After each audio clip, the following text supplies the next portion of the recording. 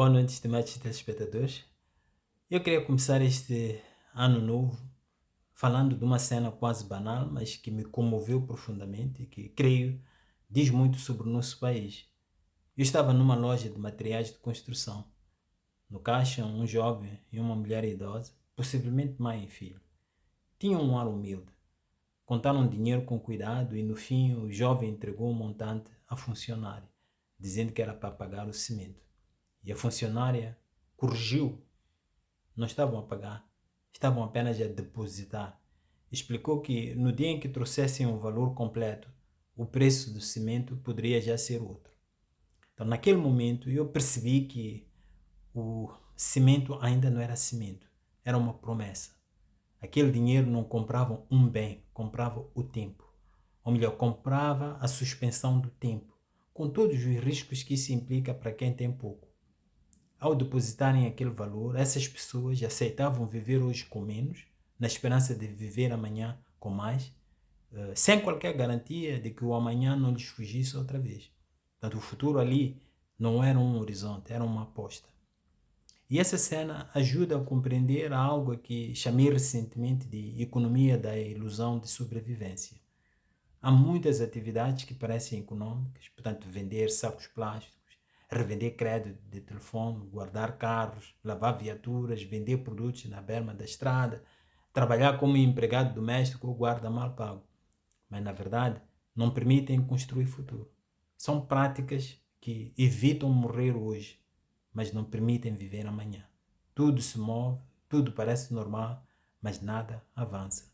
É uma economia que simula a normalidade enquanto estreita o horizonte da vida. Então, o que eu vi naquela loja foi diferente. Aquele jovem e aquela mulher não estavam apenas a gerir o dia seguinte, estavam a recusar silenciosamente o confinamento ao presente. E ao depositarem aquele dinheiro, privavam-se de necessidades imediatas para manter viva uma possibilidade distante, portanto, uma casa, um chão próprio, uma forma de permanência.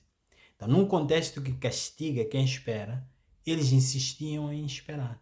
E eu confesso que naquele instante tive vontade de os ajudar, de pagar o cimento ali mesmo.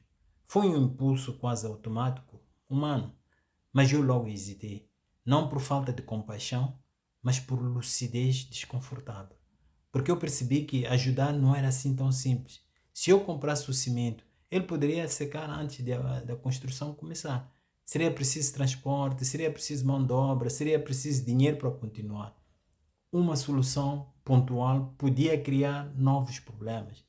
E isso revelou algo profundo e perturbador. Um dos dramas centrais da pobreza não é apenas a falta de soluções, é a falta de capacidade para lidar com os problemas que toda solução cria. Quando tudo é frágil, cada passo tem riscos. Quando o tempo é inimigo, até a ajuda precisa de ser calculada. Quando a vida vive no limite, a boa intenção pode transformar-se em novo fardo.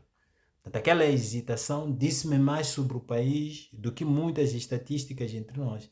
Até a compaixão tem de parar para fazer contas. Então aqui a questão deixa de ser individual e passa a ser política. Governar não é celebrar a tenacidade dos pobres, nem elogiar a sua capacidade de aguentar tudo. Governar é criar condições para que ajudar não seja perigoso, para que o futuro não seja sempre uma ameaça, para que uma solução não abra imediatamente um novo abismo. Portanto, governar é alargar o horizonte da vida, é fazer com que o tempo deixe de castigar quem tem menos. Então, ao entrarmos em 2026, o meu desejo é que deixemos de romantizar a resistência à adversidade e passemos a fazer perguntas mais difíceis.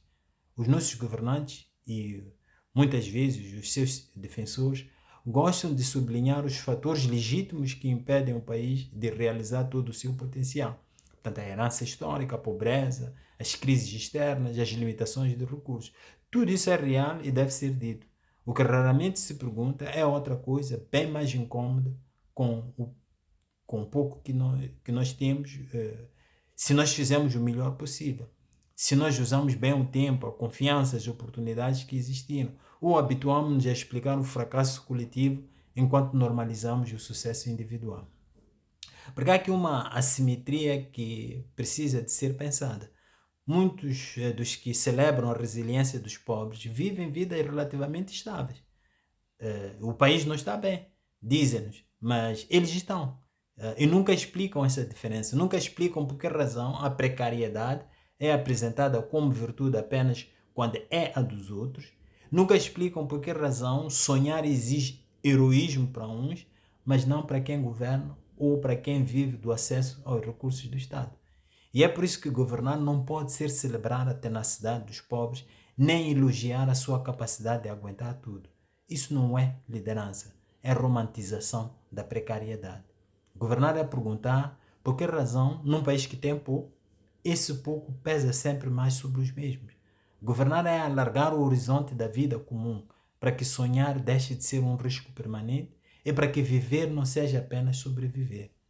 Que 2026 seja um ano em que deixamos de confundir resiliência com virtude política e em que passamos finalmente a exigir da governação não apenas explicações para o que nos falta, mas responsabilidade pelo uso do que nós temos. Mais uma vez, boa noite e até a próxima semana.